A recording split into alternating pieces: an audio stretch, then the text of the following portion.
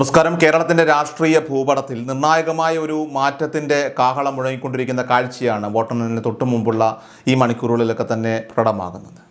മുഖ്യമന്ത്രി പിണറായി വിജയൻ്റെ നേതൃത്വത്തിലുള്ള രണ്ടാം LDF സർക്കാരിലെ ഓരോ മന്ത്രിമാരും ജനവിധിക്ക് മുന്നിൽ പതറുന്ന അവസ്ഥയാണോ വരാനിരിക്കുന്നത് എന്നുള്ളൊരു ചോദ്യം രാഷ്ട്രീയ കേന്ദ്രങ്ങളിൽ പോലും ഇപ്പോൾ ശക്തമാണ്. സാധാരണഗതിയിൽ ഇടതുപക്ഷ ക്യാമ്പുകളിൽ കാണാറുള്ള ആ ഒരു ആത്മവിശ്വാസത്തിന് പകരമായിട്ട് അതീവ ഗൗരവമേറിയ ചർച്ചകളും അതോടൊപ്പം തന്നെ ആശങ്കയുമാണ് ഇപ്പോൾ നിലനിൽക്കുന്നത്. എക്സിറ്റ് പോൾ പ്രവചനങ്ങളെ പോലും നിഷ്പ്രഭമാക്കുന്ന തരത്തിലുള്ള ഒരു വലിയ ജനമുന്നേറ്റം അണിയറയിൽ നടന്നിട്ടുണ്ടെന്ന സൂചനകളൊക്കെ തന്നെ പുറത്തു വരുന്നത് തീർച്ചയായിട്ടും AKG സെൻറ്ററിനെ സംബന്ധിച്ച് വലിയ നെഞ്ചിടിപ്പാണ് ഇപ്പോൾ ഉണ്ടാക്കുന്നത്.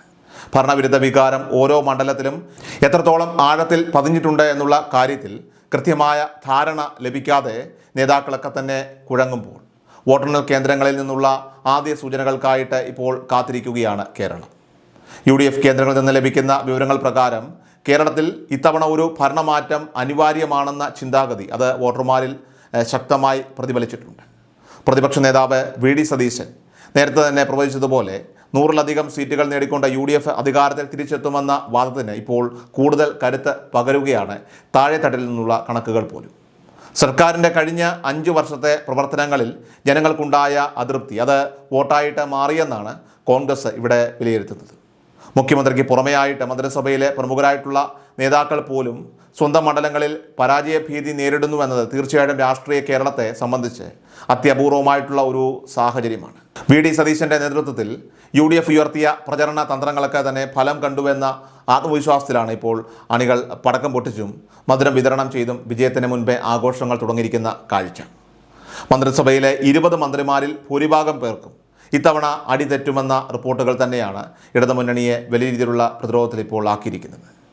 LDFൻ്റെ തന്നെ ആഭ്യന്തര അന്വേഷണ റിപ്പോർട്ടുകൾ പ്രകാരം മുഖ്യമന്ത്രി Pinarayi Vijayan, Saji Cherian, AK Saseendran, K Rajan, GR Anil എന്നീ 5 പേർക്ക് മാത്രമാണ് അല്പമെങ്കിലും വിജയസാധ്യത കൽപ്പിക്കുന്നത്. ബാക്കിയുള്ള 15 മന്ത്രിമാരുടെയും നില അതീവ പരിതാപകരമാണെന്നാണ് സൂചന. CPMൻ്റെ ഉറച്ച കോട്ടയായി വിശേഷിപ്പിക്കപ്പെടുന്ന ബേപ്പൂരിൽ പോലും മന്ത്രി മുഹമ്മദ് റിയാസ് ഇത്തവണ കടുത്ത പോരാട്ടമാണ് നേരിടുന്നത്. തങ്ങളുടെ ശക്തി കേന്ദ്രങ്ങളിൽ പോലും വോട്ടുകൾ ചോരുന്നത് പാർട്ടി നേതൃത്വത്തെ ഇപ്പോൾ ഏറെ ഞെട്ടിച്ചിരിക്കുകയാണ്. മന്ത്രിമാരുടെ മോശം പ്രകടനം ഭരണവിരുദ്ധ വികാരത്തിന് ആക്കം കൂട്ടിയെന്നും അത് മുന്നണിയുടെ മൊത്തത്തിലുള്ള വിജയത്തെ ബാധിക്കുമെന്നും രാഷ്ട്രീയ നിരീക്ഷകർ ഇവിടെ വിലയിരുത്തുന്നുണ്ട്. മന്ത്രി MP രാജേഷ് മത്സരിക്കുന്ന തൃത്താലയിൽ UDF സ്ഥാനാർത്ഥി ഉയർത്തിയ വെല്ലുവിളി ചില്ലറയല്ല. അത് LDF കേന്ദ്രങ്ങളെപ്പോലും ഏറെ ആശങ്കയിലാക്കുന്നു. സമാനമായ രീതിയിൽ സംസ്ഥാനം നേരിടുന്ന കടുത്ത സാമ്പത്തിക പ്രതിസന്ധിയും അതുപോലെ തന്നെ സാധാരണക്കാരെ വലയ്ക്കുന്ന നികുതി വർധനയുമൊക്കെ തന്നെ കൊട്ടാരക്കരയിൽ മന്ത്രി KN ബാലഗോപാലിന് വിനയാകുമെന്നാണ് കരുതപ്പെടുന്നത്. മണ്ഡലത്തിലെ അടിയൊഴുക്കുകൾ മന്ത്രിക്കെതിരാണെന്ന സൂചനകൾ ഇതിനോടകം തന്നെ പുറത്തു വന്നു കഴിഞ്ഞു. നേമത്തെ സാഹചര്യവും വളരെ വ്യത്യസ്തമാണ്. നേമത്തെ ത്രികോണ മത്സരത്തിൽ V ശിവൻകുട്ടി വലിയ പ്രതിസന്ധിയാണ് നേരിടുന്നത്. അവിടെ BJPയും UDFും തമ്മിലുള്ള നേരിട്ടുള്ള പോരാട്ടം പലപ്പോഴും ഇടത് വോട്ടുകളെ സ്വാധീനിച്ചിട്ടുണ്ട് എന്നത് അദ്ദേഹത്തിൻ്റെ വിജയസാധ്യതയ്ക്ക് മങ്ങലേൽപ്പിക്കുന്നുണ്ട്. ജനക്ഷേമ പദ്ധതികളെക്കാൾ ഉപരിയായിട്ട് സർക്കാർ സ്വീകരിച്ച വിവാദമായിട്ടുള്ള തീരുമാനങ്ങൾ തീർച്ചയായിട്ടും ഈ മണ്ഡലങ്ങളിലെ വോട്ടർമാരെ സ്വാധീനിച്ചിട്ടുണ്ടെന്നത് പകൽ പോലെ വ്യക്തമാണ്. ഇനി പത്തനംതിട്ട ജില്ലയിലും സാഹചര്യം മോശമല്ല. പത്തനംതിട്ട ജില്ലയിലെ ആറന്മുളയിൽ വീണ ജോർജിനെതിരെ ഉയർന്ന പ്രാദേശിക വികാരവും ഭരണവിരുദ്ധ തരംഗവുമൊക്കെ തന്നെ CPMനെ ഭയപ്പെടുത്തുന്നുണ്ട്. മന്ത്രിക്കെതിരായ അടിയൊഴുക്കുകൾ തടയാനായിട്ട് പാർട്ടി മെക്കാനിസത്തിന് സാധിച്ചോ എന്ന കാര്യത്തിൽ AKG സെൻറ്ററിൽ സംശയങ്ങളൊക്കെ തന്നെ നിലനിൽക്കുന്നുണ്ട്. ഇവരെ കൂടാതെ P Rajeev, Roshi Augustine, R Bindu, V Abdurahiman തുടങ്ങിയ വമ്പന്മാരും ഇത്തവണ പരാജയഭീതിയുടെ വക്കിൽ തന്നെയാണ്. കഴിഞ്ഞ 5 വർഷത്തിനിടയിൽ സർക്കാരിനെതിരെ ഉയർന്ന അഴിമതി ആരോപണങ്ങളും അതുപോലെ തന്നെ പിൻവാതിൽ നിയമന വിവാദങ്ങളും ജനങ്ങളുടെ മനസ്സിൽ ആഴത്തിൽ മുറിവേൽപ്പിച്ചിട്ടുണ്ട് എന്നത് അതിൻ്റെ ഫലം അത് മെയ് 4-ാം തീയതി കാണാൻ സാധിക്കുമെന്നും UDF ക്യാമ്പ് ഇവിടെ ഉറപ്പിച്ചു പറയുന്നുണ്ട്. മന്ത്രിമാർ കൂട്ടത്തോടെ പരാജയപ്പെടുന്നത് ഭരണത്തിൻ്റെ ഒരു പരാജയമായിട്ടായിരിക്കും ചരിത്രം അടയാളപ്പെടുത്തുക. നിശബ്ദമായ ഒരു രാഷ്ട്രീയ വിപ്ലവത്തിന് കേരളം സാക്ഷ്യം വഹിക്കുമോ എന്നാണ് ഇനി അറിയാനുള്ളത്.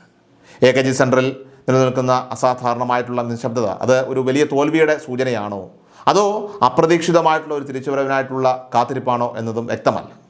മറുഭാഗത്ത് ആവേശം വാനോളം ഉയർത്തിക്കൊണ്ട് വിജയമുറപ്പിച്ച UDF പ്രവർത്തകർ വോട്ടെണ്ണൽ തുടങ്ങാനായിട്ട് ഇപ്പോൾ കാത്തിരിക്കുകയാണ്.